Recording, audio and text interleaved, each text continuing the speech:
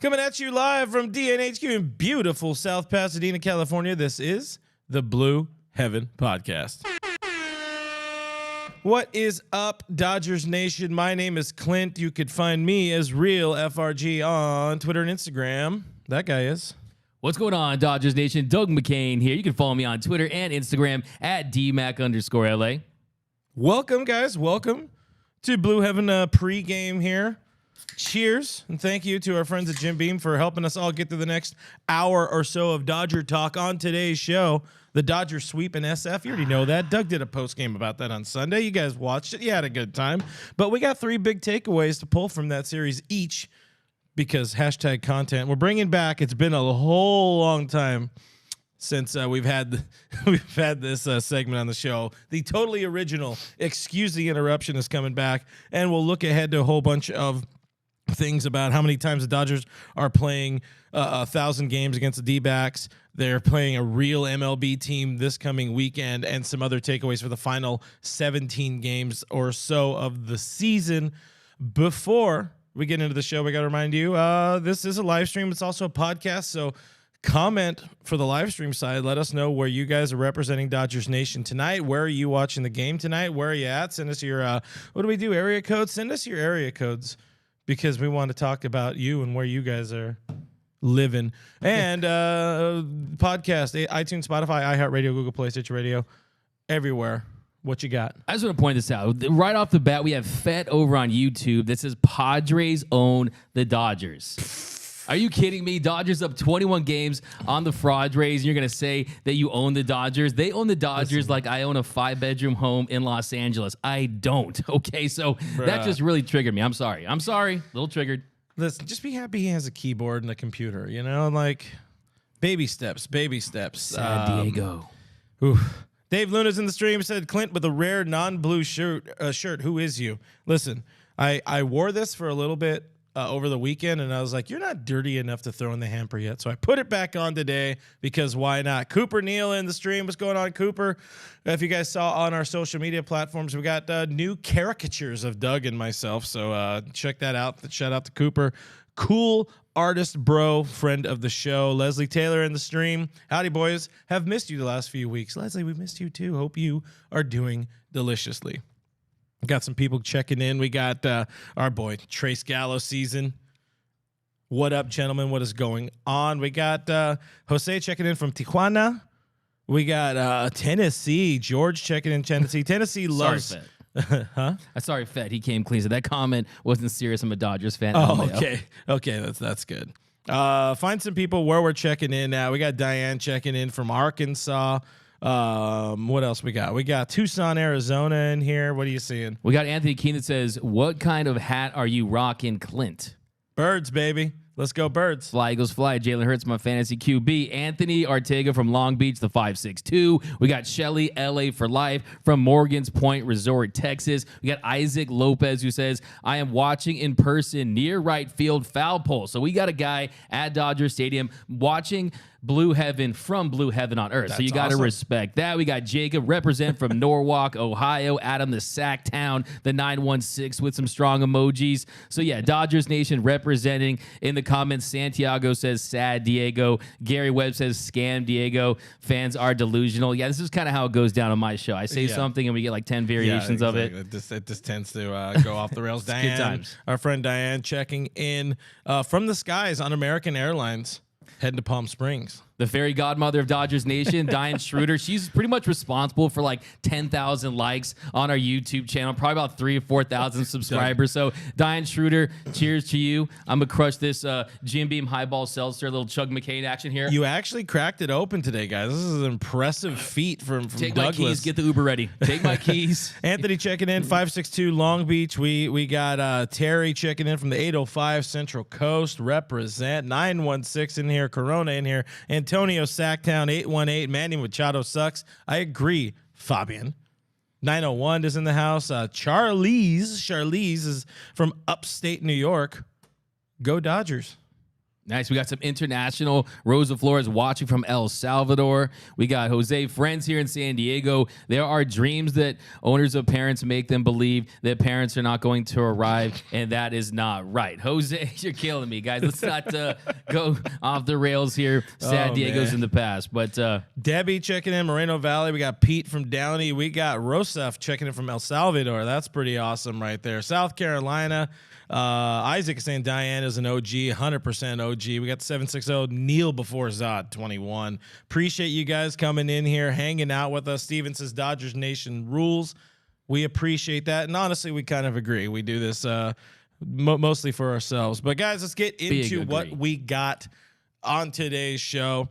The recap is brought to you by GearUp.la. Go check out GearUp.la. It's a great way to support people like me, people like that guy, and you could also support your body because you're putting merch on it that has Dodgery type of things on it. So win. Check it out, GearUp.la. That's where you want to go. But since we were last here, the Dodgers have won 100 games. They've clinched. They've won 101 games, and they swept the Giants. You got to feel good about a 5-1 week since the last show. We both said 4-2, so we were dead wrong. Even better than that, 7-2 road trip, second to last road trip, and the next one isn't really much of a road trip, but sweep in San Francisco. Either way, always just feels beautiful. We got some takeaways on it. Doug, you want to lead into the takeaways? What is your first big takeaway from this sweep in San Francisco? Well, my first big takeaway from what happened on the field definitely had to be the starting pitching, the bullpen pitchers that had issues heading into that series. Like you had Andrew Heaney, a nice bounce back appearance yesterday, did not allow a home run. We didn't have home run Heaney heading into that appearance. He had allowed 11 home runs in his last 5 games. Yesterday, I was very impressed. The command was better. The location on the 4-seam fastball. I thought the way he got out of that jam when it was high wire Heaney there in the 4. So I love what he did. I love to see Craig Kimbrell. He went back to Kimbrelsa. He let his bad save go, and he performed well. It was nice to see him go 1, 2, 3. It was bottom of the order. It was against the San Francisco Giants, but a much better appearance from him. But my biggest takeaway on the field had to be Dustin May. Dustin May was very impressive. A hitless 5 innings. Not too many punch-outs, 4 strikeouts, but getting a lot of soft contact. The command was better. I think Dustin May is primed for a red October, and I think the fact that you're seeing him continue to progress well, it's going to be huge for this Dodgers starting rotation. So to me, it was all about D. May up in SF. Yeah, Dustin May was great. It was also great. Nobody likes the Apple TV broadcast, but we were treated to Clayton Kershaw in an inning on Apple TV, and he had very few superlatives to throw out there for D. May, but also it's just he's nasty. The dude is absolute nasty, and that's pretty high praise from a dude who's Straight heading to filthy. the Hall of Fame. My number one takeaway, you got Julio Urias. You know, we were big on the Julio train last week, and he just went out and absolutely shoved again. 6 scoreless. I mean, not 6 scoreless. He has 6 solid innings, works around some traffic that was not quite his fault. He didn't let it unravel him, which we've seen him do. We've seen that do in the past. To get 1 error, 2 errors in the first inning, maybe a little misplay or a bunt. It seems like if you could bunt against Julio early, you're going to throw him off his rhythm. But he rebounded, he looked good, and he threw together another quality start. He could have kept throwing if he needed to, if they really needed to. 98 pitches. Didn't really need to, but second half Julio, for me, I look at that. It's another punctuation against a team he's owned. It's another punctuation on a phenomenal second half. Last 8 starts since August, 1.29 ERA. The numbers look good, 7-1. Because, you know, I love my wins. And I would say the other treat is we got a great story out of Jorge Castillo about the eye and him shutting down Padre fan trolls, which is great because, like, hey, I did all this. I got a ring. And I did all that with one eye, and I keep beating you guys, So Julio made the Padres his daddy. He made the Giants his daddy, and I just love Julio. And I'm gonna say it again, 2 weeks in a row. That kid's got to be your National League Cy Young Award winner. I mean, he definitely didn't do anything to hurt his case. I think he went out there against the Giants, and I think you mentioned the story against Jorge Castillo. That's definitely big for the narrative of Julio, because he's not a guy that goes out there and talks to the media a lot. He's a guy that really speaks he lets his pitching speak for him out there on the mound. But going to go against that Giants team, I think one of my favorite things is he said publicly that he turns it up a notch when it's against San Francisco because of the rivalry. You saw early in that start, had some defensive miscues. The pitch count was a little high there in the first, but he settles down. He gets the job done. He truly is the Urias. I do think the gap when you look at innings pitch, when you look at the WAR, Sandy Alcantara is probably going to take home the award, but still the fact that he's going to be in the top 3, it shows you that he's realized that potential as a frontline starter, and he's going to carry this Dodgers rotation in October. Julio is the only guy that has made every start for the best team in baseball, the team with the best staff ERA. That means something. Yeah, sure, Sandy Alcantara has done that, but it's on a bad team. In the second half, you got to look at the second half numbers, and yes, one of these teams is going up into the postseason. They're playing for something in October. They're not just riding a boat around Miami-Dade.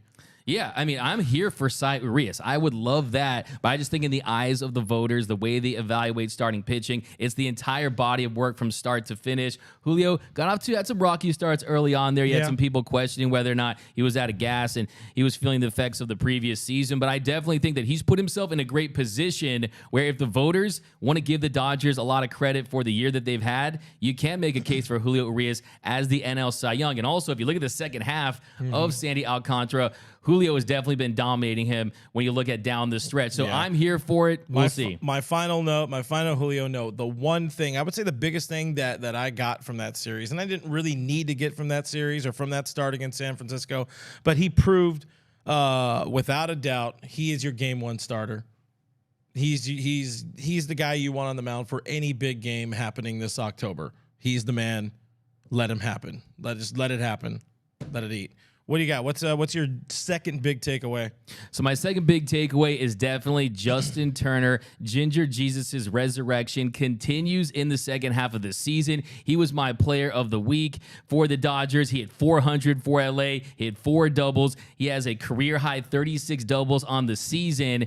And he goes 6 for 12 in the Giants series with 3 doubles, 3 RBI. And you had hurt people out there in Dodgerland early in the season. Clint, I'm old enough to remember Dodger fans. They use 2 words when it comes to Dodger players sometimes, and those words are cooked and washed. And he is not cooked. He is cooking in the second half of the season. He's not old. He's just a classic at this point. He's not 37. He's 25 plus shipping and handling. He is a guy that continues to go out there and rake for this team. We're going to talk a little bit about Justin Turner later in the show, but one of my big takeaways is he continues to get it done, and I'm very excited about what he can do for this team in the postseason, because let's not forget, he was not the same Justin Turner last year in the postseason. He was a little banged up. He leaves the series in the NLCS a little early because of that hamstring injury. So to get a postseason gamer like JT back in the mix this time around, I think that he has one big postseason left in him, and I'm very excited about JT. Yeah, having a healthy JT, that's going to be a difference maker. Last year, they had to ride him into the ground. This year, with having so much Muncy at third base, and Muncy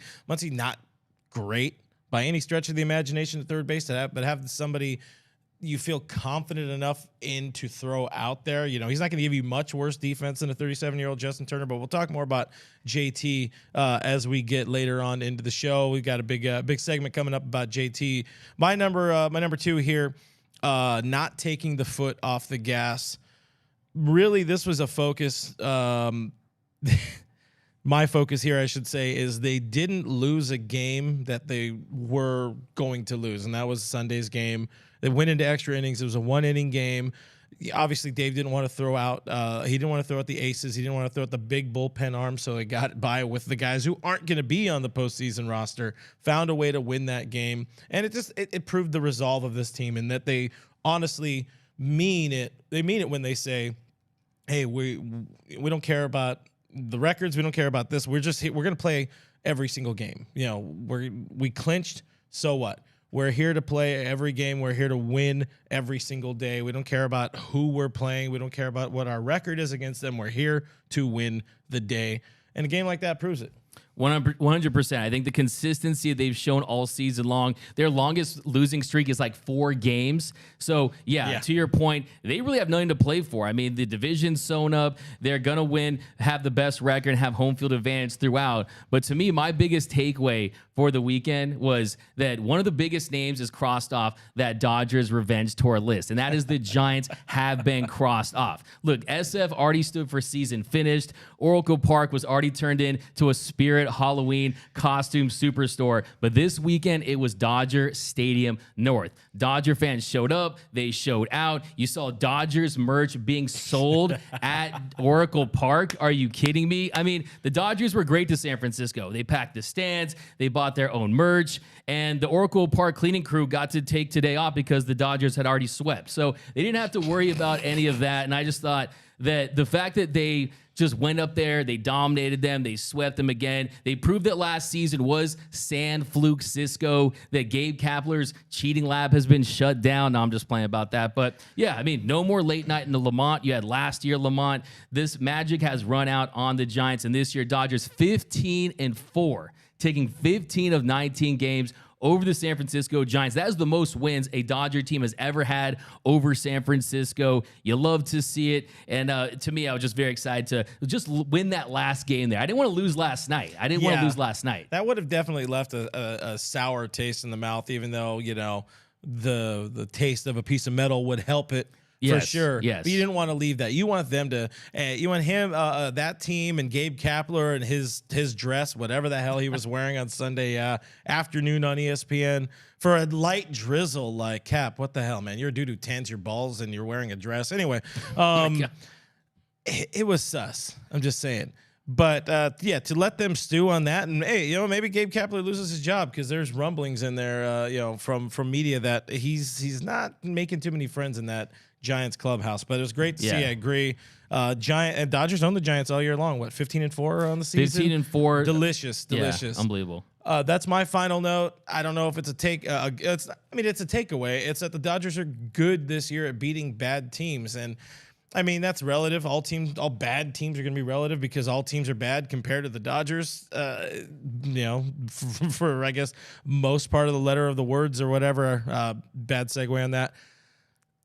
For me, in a way, it's kind of concerning because there hasn't been a big challenge. The Dodgers haven't faced a massive challenge, at least, you know, too often in the second half, and you're kind of concerned about, you know, running into a buzzsaw, running into a wall with good teams, better teams, living teams in October. And, you know, as we get ahead a little bit, we're going to talk about in the look ahead, you do face the Cardinals this weekend.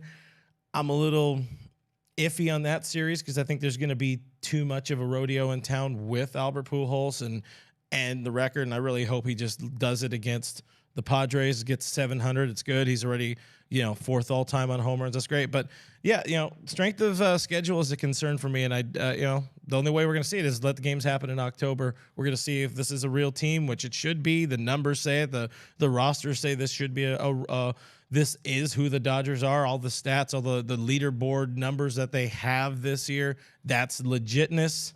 But that's just me being nitpicky. You know, it's like, hey, they're playing a lot of bad teams, but they're beating them. And that's what you're supposed to do.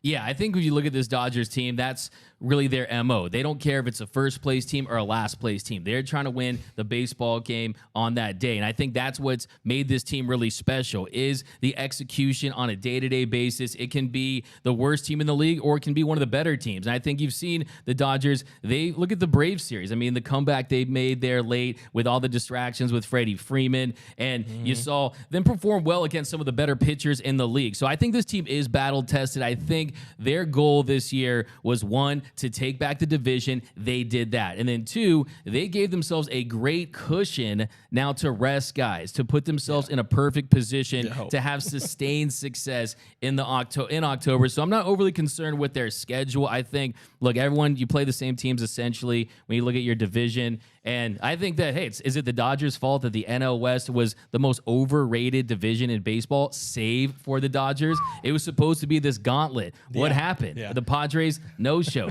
Giants, they were terrible. So it just wasn't what we had expected. So I think the Dodgers, doesn't matter who they face, they're going to bring it no matter who it is. 100%. Getting into a few of the comments here, we got Sarah Morris saying, I couldn't believe the Giants were selling Dodger merch.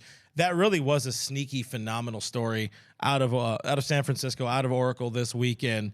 There was a booth selling Dodgers gear at Oracle Park in San Francisco, home of the hated New York and San Francisco Giants. That is embarrassing. How do they let that happen? The ownership had to come out and apologize about it.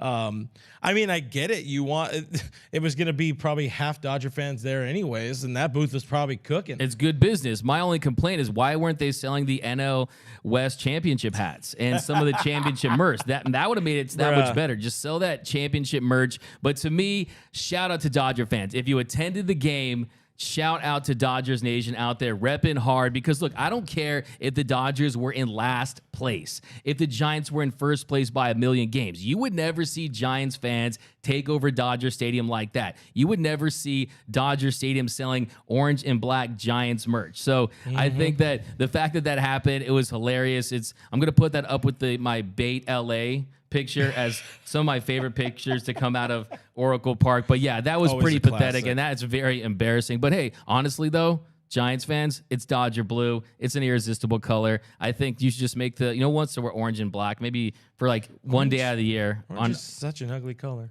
Yeah, I don't look good in orange, but Or just made for October, and just pumpkins. yeah, exactly. Dodgers are made for October. There and it is. Gabe Kaplers, who went to the Jersey Shore School of Tanning. Vindicator on YouTube says Dodgers are good at beating everyone. Oh yeah, bigly. Mike Jones, who over on YouTube says Nats biggest fluke in sports history last year. Glad those peasants got humbled this year. Yeah, that's a team that did not. They did not follow up on. They did not have their encore at all. Like that was just. I mean, they had their fair share of injuries. So did the Dodgers. So does every team in baseball. You're playing 162 games in a year. It makes sense. You're going to have that, but you got to find a way to get around it. Build a better team. Everybody wants you to take a shot of beer. We got Mike saying shotgun a beer. Diane saying take a sip of beer. But why don't you instead have that fine Chuck McCain? Jim All right, Beam let's do this. highball? Oh yeah, both of us drinking I do at the same Tyler time. Anderson style, opening my teeth. Hey, somebody had to represent for Walker this year. Yeah. Let's see. Got a couple more comments. We got We got Jose who says Farhan missing the Dodgers. That's another thing too. I think the magic is running out on Farhan. Some questionable moves, holding on to some players that he could have flipped for prospects. And I think that really is the Dodgers playing 3D chess. Really, the fact that last year they felt like they baited the Giants into fooling themselves into thinking they're contenders. And remember Gabe Kapler said, we're going to compete with the Dodgers every single year. We're going to compete for them in the division. that there, What kids, is happened? that's what we call a lie. That's what we call a lie, man. They were the one-hit wonder. They were Buster Douglas trying to knock out Mike Tyson. They were that one-hit wonder this season. And I think that if you look at this Dodgers team, if you look at this Giants organization, they're not in great shape moving forward. I think they're going to be aggressive this offseason, then they could potentially make a move and try to at least go after Trey Turner. But after what you've seen this season, yeah, I think Farhan is a little overrated. Well, briefly, we got plenty of Giants talk and NL West talk for the offseason, but they were a victim of their own success. They got a bunch of guys that they planned on trading away at the trade deadline because they were trying to rebuild the farm system, but they were good. They couldn't trade it away because you can't sell to your fan base, hey, we really got these guys to hopefully be bad, but they're going to be good, and we can go sell them, get prospects, get back at it. So victims of their own success, and I'm happy for them. Take your one division championship. Tits what it tits. Moving on, guys, we're bringing it back. It's been a while. It's the totally original, fine segment. I call it Excuse My Take or Excuse the Interruption. I forgot what I call it, but we have 5 spicy topics here, and we're going to try to get our points across in about just 1 minute. We're going to go back and forth on these, I think. I forgot how we're doing, but it's brought to you by the Dodgers Nation app. Download it on the iOS and Android store. It's a great app to get all of your Dodgers news and notes and stats. The stats there are great. So let's dive right into it. We see first over there, we got October Phil Bickford. Don't look now, but Phil has been pretty decent of late. 9 scoreless outings, unscored upon in 14 of his last 16 games. He had back like a 2-game stretch late August, back-to-back outings, 3 runs, 2 earned runs. Is he going to find a way with all these other injured guys and everybody? You know, we got Treinen, we got Bruce Dart. Is Phil somehow creeping his way back into the playoff a bullpen picture? Go. Well, first, I will say that if this was asked 2 weeks ago, I would say the answer is absolutely no. But the way he has picked it up of late, he has pitched better. I definitely think there is a slim chance at this point. You just mentioned his numbers. To me, the issue with him is the home run ball. He's served up 9 dingers this season in 57 and 2/3 innings pitched. Hasn't allowed one since August 22nd. But really what it comes down to, it's a numbers game. And you got 13 pitchers, and you got the starters, you got the bullpen pieces. And I just think there's some guys that are ahead of him right now, and it really comes down to the guys that are currently injured. If they come back healthy, is he in front of a Yency Almonte? The answer is no. Is he in front of a Blake Treinen? The answer is no. Is he in front of a Tommy Kahnle at this point who's on the fringe? I mean, the answer is probably no for sure, but we'll see. Will all these guys that are currently injured come back and stay healthy? Because if they don't, he's going to be right there. But it's just a numbers game, and I think that the Dodgers might not trust him in that spot. But I would say no as of right now. It's a good take. It's a fire take. Fire take. We're gonna have more on the bullpen coming week. I think we're getting together on Wednesday to talk more Dodger baseball. So stay tuned for that. What you got next?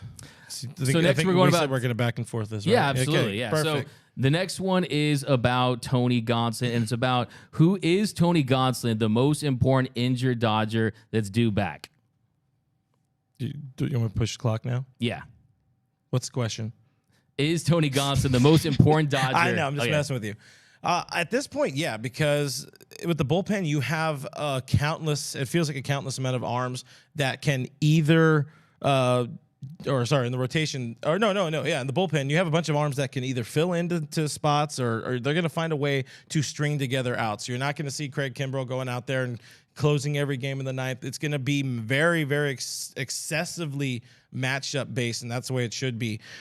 You need length out of your starting rotation. You need Tony, a guy who was, by some accounts, the ace of the first half of this season. You know, he's an all-star for the first time, a very important piece. You need him to not necessarily go out there and give you 7 innings, 6 innings, even 5 innings, but to be out there, open games, give you 3 or 4, and provide a little bit of bridge and length. I mean, if you're able to go Julio, Tony, and then Kershaw instead of Julio Kershaw, it feels that much better to give you some length. So I do think Tony Gonsolin is probably the most important injured pitcher to come back. Yeah, and a little update on Tony Gonsolin. He threw a bullpen today, about 30 pitches. Doc said that the velocity was up. And for me, I agree with you 100% on that, because you're talking about a guy, an all-star pitcher who's really had a breakthrough year, a 2.10 ERA, a guy that can give you multiple innings. Blake Treinen is a guy that when he does come back, hopefully he stays back, but he's still going to be limited to some capacity. I don't think you're going to see him pitch on back-to-back games. I don't think you'll see him throw multiple innings. So I think in the right spot for Tony Gonsolin as an opener, maybe you see 4 innings, 75 pitches. I do think that he's going to be massive, and I am still, though, concerned that he'll find it. I mean, to me, I lose sleep every night thinking about Tony Gonsolin. I'm just going to be honest with you. It really stresses me out, and I was playing, but it really stresses me out, and I just think that he's going to really go a long way into really putting this whole starting rotation puzzle together. For sure. All right, I'm going to give you your runway here. You wanted to talk about Justin Turner. Give Justin Turner some love. Rightfully so. We're going to give you the full runaway. I'll note, I was the guy who earlier in the season said the one thing that's going to save Justin Turner is the juiced ball coming back. Well, I don't know if they brought the juiced ball back, but he brought something back. Last 58 games, so since the middle of June 19th, 362 OPS over 1,000 for the old guy. Tell people why they need to love Justin Turner here in this old age 37 season, and why they should be excited for him. Why should we be excited for him in October? Well, first of all, put some respect on the future manager of the Dodgers name. Ooh. JT, what he's been able to do this season, turning his season around. And hey, JT is an HT. He is a huge threat. And Joe Musgrove really sparked something in him. And if you look at his numbers in the second half of the season, a 996 OPS, a 178 WRC plus, 15 doubles. And I think that he's in a great position where he's not relied upon to be a guy at the top of the order like we've seen in postseasons past. I mean, go look up at his numbers. This guy pretty much holds every single Dodgers postseason record, but he's down there in the order. He's going to be able to get some key hits with those bat-to-ball skills. And last season in the postseason, he went 4 for 34, hit 118. He did hit that big bomb in the wild card game, but that wasn't Justin Turner. This is the Justin Turner we know and love, and I think that he's going to have a big impact for the Dodgers. I think that he's going to be that guy who just comes up and gets you that big hit. Like I said, he's 37, but he's taking care of himself. He's like 25 with shipping handling. So JT, put some respect on Washed King's name. We're not doing very good at hitting our countdown timer here. I'm just saying. I'm actually doing better than I thought I would. You are. I will give you that. Clap for the man. There's an applause button somewhere on there. I think it says applause on it. On my post game show, that's just me getting started. We're gonna wait. There it is. We found the button. Thanks. Shout out to Noah. Shout out to the producer Noah. Doing the damn thing. Yeah. All right. Our final topic here. Our second to final. I forgot what it is. Yeah. Our second to last topic here in what am I calling this again? Excuse my take. Excuse the interruption. Excuse the interruption. There it is. Yeah. That's money. This is the one where you asked me. Oh, yeah. So I tried to buy you time. So Dustin May, we talked about him. I know him, yeah. You know him, D May. Yeah. Dustin Mania coming, Red October on the way. Is Dustin May, in your opinion, Mr. Clint Pasillas, baseball savant, baseball expert, is Dustin May ready for the postseason? He's as ready as he's gonna be. That's it. That's my take. I mean, I think having the back-to-back bad starts, having the worst start essentially of his career where he didn't come out injured, because that's a bad start. Having those was a big-time learning curve, a learning process for him. It was important for him, plus to have Kershaw come up and throw his arm around him in that situation. I think it was bad at the right time for the greater good of a Red October, of him getting a ring he could be a little more proud of than that 20 ring, because we all know how Doug does not a fan of the 2020 championship, but I think he's proven himself. I think he's proven himself. I don't think he's going to be. He's not your game one starter, but for the role he needs to play, 100% legitness. That's it. He's going to be legitness, and he's going to be getting some big outs for these Dodgers. Waiting for it. There it is. I was waiting for it. Nicely done. In October, because I wanted to make sure I went over the timer. You're like that smart kid who finishes the test 30 minutes before everyone, and everyone's trying to. I've been known to finish early. Hey. Final topic here, guys. Who is your final position player making this postseason roster? We know there's pretty much, as a position, I said that, the position player. We know there's a whole bunch of headache to the bullpen, to the pitching staff. Position player is one thing. There's a battle between two dudes. Who's your guy go? So for me, we know who was brought up, and that was Miguel Vargas, and his purpose was really to spell guys down the stretch, give JT, Muncy, even Freddie Freeman a day off, has that positional versatility. We saw what he was able to do in his first game, hit a double in the gap up in San Francisco. So really, it's a question of Hanser Alberto versus Miguel Vargas. And so far in September, Hanser's 2 for 14, and if you look at Miguel Vargas, he's 1 for 16. So I think there was a universe where if Miggy came up and he set the world on fire and he was just tearing the cover off the ball, maybe you say, hey, this guy has the potential to be a better bat than Hanser Alberto. Maybe use him in a big spot, but this isn't a team that pinch hits a lot. There's not a team that pinch hits and uses that, and I just think Miguel Vargas, it's going to be Hanser Alberto, because look, Hanser Alberto, not only can he hit, he's going to get the final save. He's going to get the save in the Dodgers World Series clinching win. He is the Shohei Ohtani of the National League. So I'm going Hanser the answer. Which is the right answer. It's the right answer. Maybe he hasn't done enough. Yeah, and if you look at this, Clint, I mean, you're talking about, like we talked about earlier, that when Gavin Lux went down with that injury and they didn't elect to bring up an Edwin Rios, they didn't even give him a cup of coffee, not even a sip of coffee. They didn't even let him look at any coffee, and he was leading the Dodgers in home runs when he went down. And then James, you can't get him out, man. A guy that he's hit for more cycles than a laundromat in 1 week. They don't even give him his shot. And I think that told you right there that this roster is set. And Miguel Vargas was more about getting him experience. And also, Hanser Alberto, look, when Mookie Betts says that you're a catalyst, that you're important to that clubhouse, you are on that postseason roster, okay? We know this is Mookie's franchise at this point, along with Kirsch. Yeah. But, it's 100% Hanser Alberto. Yeah, that's the right call. I mean, he's meant so much for this team. And even he's not going to play. I mean, you know what I really do love about this team and about this roster right now is that pretty much 1 through 7, it's going to be exact same day in and day out. That's cool. You have 2 question marks in the lineup. 4 dudes going to fill in 2 spots in the roster each day, and it's really probably going to be left field, some rotation there. I don't know. Dave and the front office have a lot to figure out because, you know, Chris Taylor has been there. He's done that before. I know I'm going off on a tangent here, but has he earned it this year? Kind of not. But also, you know, injuries and all that kind of stuff. You can't really take it away from him. Let's dig into a few of the comments here. Some good stuff coming in. Some friends jumping in here. We got Don Kim checking in. Late to the show, but glad to see y'all. Don Kim checking in on the YouTube. Roach is in here, and a half hour into the show said first. I love that guy. So he's not first. Not even by a slight long shot. More comments here. Let's see.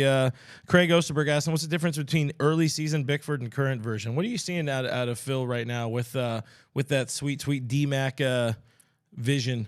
Well, the biggest difference between Bickford is he's shored up his command. He's not leaving stuff out over the plate. You're seeing him work the edges. The spin has always been there for Phil Bickford. The extension has been there for BDB.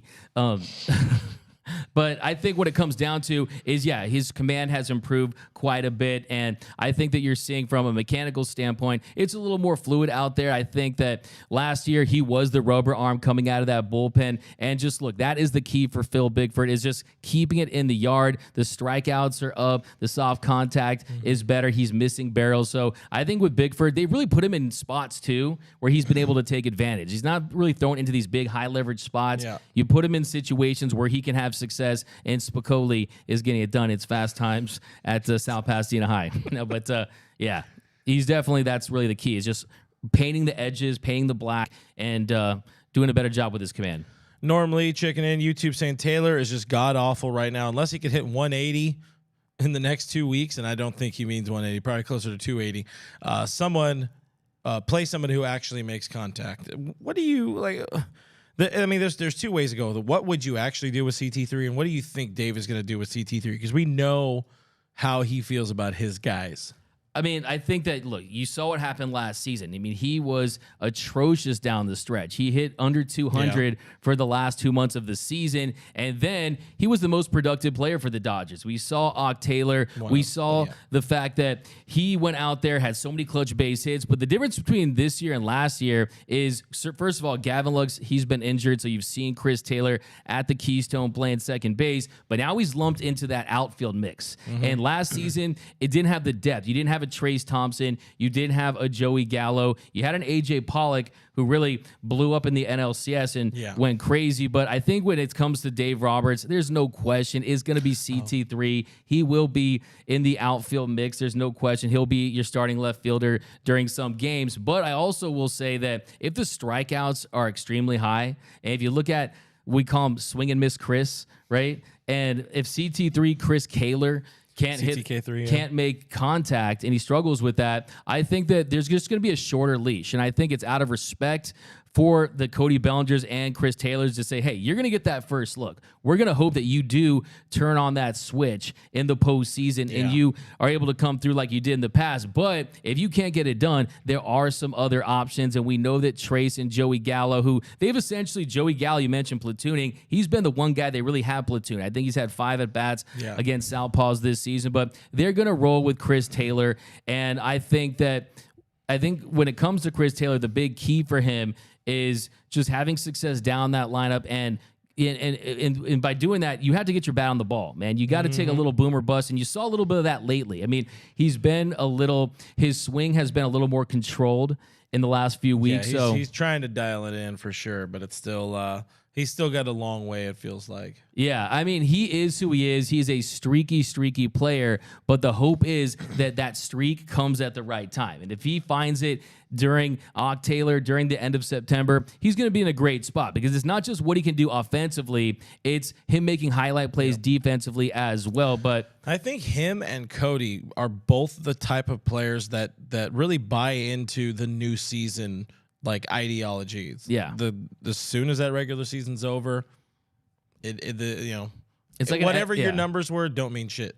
It's like an Etch-a-Sketch. They just they shake it up and it's a fresh new start. Somebody clip that both ways. It's a fresh new start. Yeah, for sure. E. Smith on YouTube says, "I want to cuddle with Cody." You got any thoughts on that?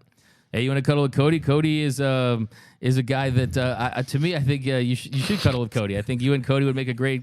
Maybe you would have to ask a little baby Jesus and his daughter, but they love the long way around it. That was just. I was about to say something where I was going to get in trouble, and then my brain said, "Problematic, man. Yeah, problematic. Don't be problematic." That's the new saying around these parts. We got a random one here. KDub24 popped the question in a couple times. Finally, have an opening to ask it. About 6 months late here. What do you guys think about Corey Seager going to the Rangers? I know I'm late, but I have to ask.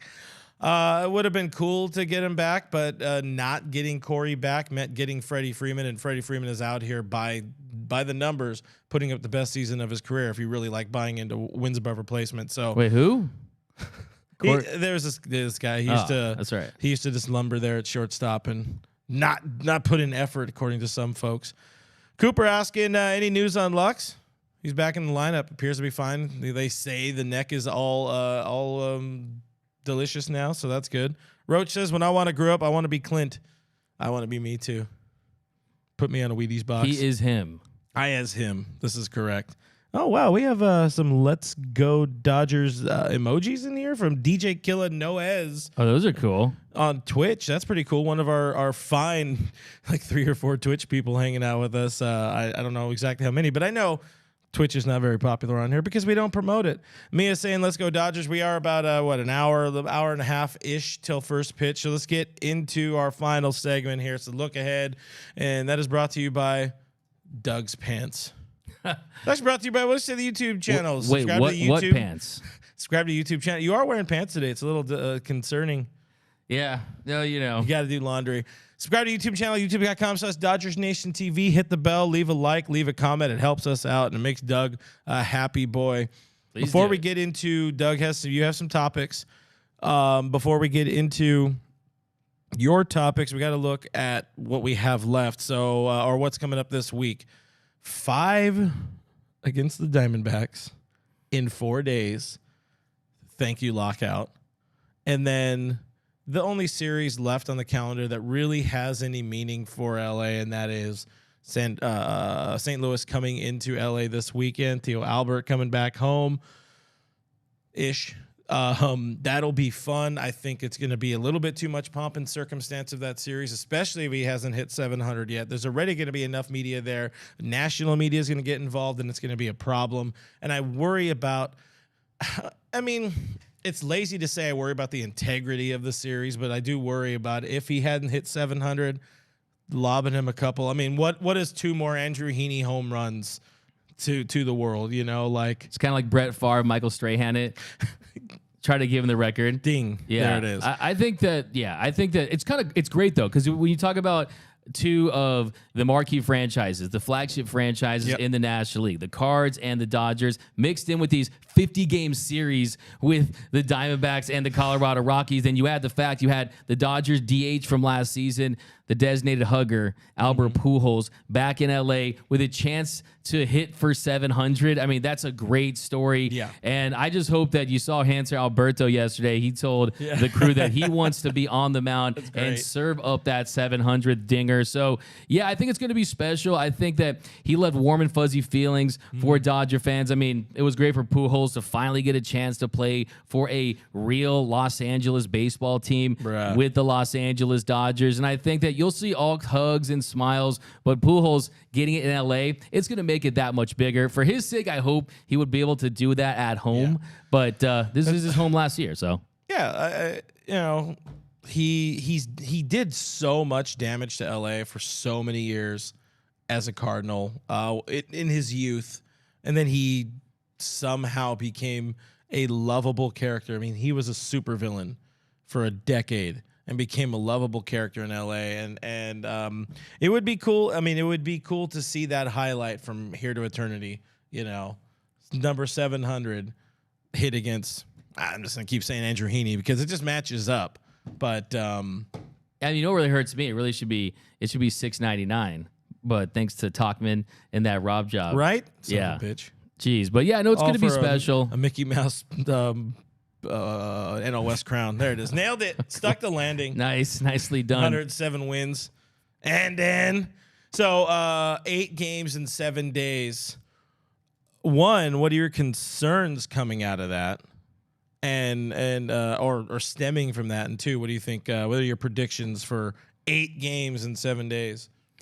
I think this team, they have their eyes set on just going out there every single day and being consistent and winning games. Where will my eyes be? I think it's going to be if they can get some of these guys back this week. If Brusdar, Gratterall, and Blake Trinan can return this week, how will they look? Will they stay on the mound? But I think as far as concerns go, I don't have any concerns whatsoever. This Diamondbacks team, I think they've lost 9 of their last 12 games. I think when you talk about this team, though, you don't want to get complacent. You want to have something to play for because there's the rust versus rest debate. And I think this is a team that they want to go out there and they want to compete. And I think that having the competitions in the outfield spots for the bullpen spots is going to bode well. And look, let's be honest. This team has a chance to go down as a historical team. This could be one of just the 4th team to win over 110 games. So to have that accomplishment, I think is going to motivate this team to want to finish the season strong. I want to see them win 112, 113 games, but I still want to see them win 116 games because I don't want that added pressure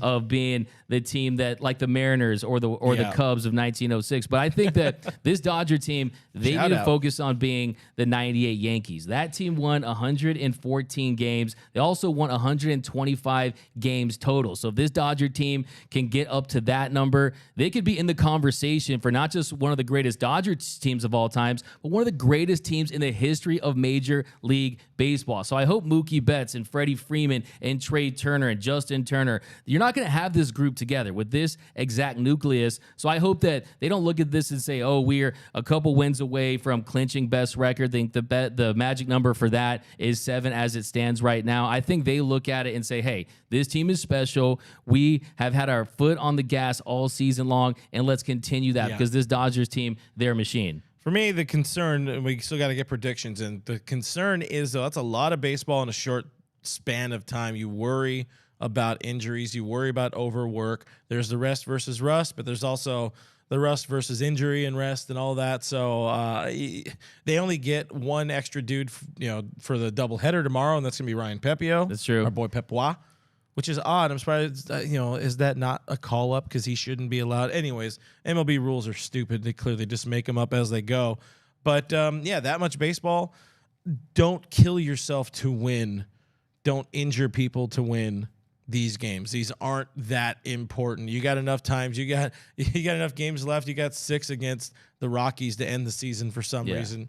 Don't hurt yourself. Well, I'll give you my concern. My concern is that Craig Kimbrell has a lot of success to the point where they trust him in October. I'm not even joking. Well, they're going to trust him in October, but it's going to be against the 7, 8, 9 guys. Yeah, he won't go on back-to-backs. And it's not going to be 1, 2, 3, or 4, or 5 guys. It's not. It's going to be. It has to be matchup based. Yeah, for sure. You're going to see a lot of Filthy Phillips getting his outs in the 9th inning. You're going to see some. You might see Kimbrell coming in the 7th. Or in the 8th or whatever it is. It's going to be matchup based, and I think everybody's going to be bought in by that time. You might see Vesia get that last out, and I think we talked about this last week. We got more bullpen talk coming up later this week, so make sure you're subscribed here, youtube.com/DodgersNationTV. Hit that subscribe button. Hit that notification bell if you really see us post even more Dodgers content. Smash that like button. We got some comments here. Smash that like button for D-Mac and Clint. That's from Diane. We got Norm. Is the Judge home run record legit or possibly PED aided? Interesting. I don't believe it is. Aaron Judge is a massive dude. He always has been. I don't suspect any of that. Peter Proman, D-Mac, love your stuff. Keep it up. Hey, I love your stuff too. Peter, thanks for rocking with us. We got, who do you think wins the Dodgers-Padres game, K-Dub 24? I think the Dodgers, they go out there and they continue to beat the Padres. I would see them taking 2 out of 3. But, yeah, to me, really another concern as well is you just want to avoid those fluke injuries. I mean, you saw what happened last game of the season with Max Muncy. He goes down. Clayton Kershaw, they lose him in his third to last start. So I really just hope this team, a nice soft landing into the postseason, and they put themselves in a position where any guys that have any nagging injuries, they get the time off. Any pitchers where you're seeing stress out there on the mound, you go an inning less. You throw a lesser pitch count. So to me, it's really this team, what they have earned with this record, they have earned the right to do exactly what they're going to be doing, and that is giving guys some time off, allowing guys to get the rest that they need, because really that is what hurt them last year in the postseason. They were driving with the check engine light on. They were leaking oil, and they only had 3 starters essentially, right? Now, to me, I want a true 4 starters, and I want everyone to be healthy. And I think when you look at the matchups and all the games in a close proximity, yes, that could lead to an increased chance of injuries. But I think that they've had meetings as an organization. They've said, hey, what do we need to do right now to give ourselves the best chance to enter the postseason at full strength? I don't think they're going to do anything to compromise that.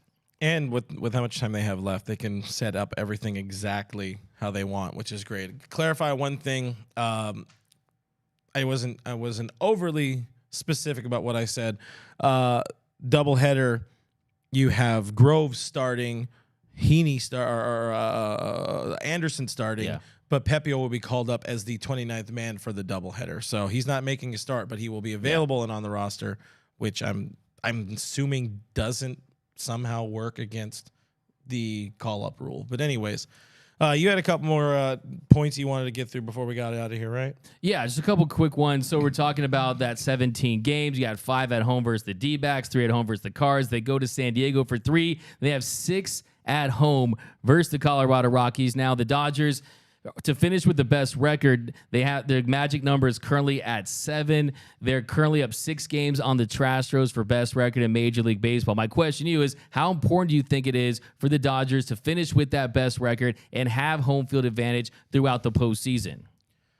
They play good at home. They play good on the road.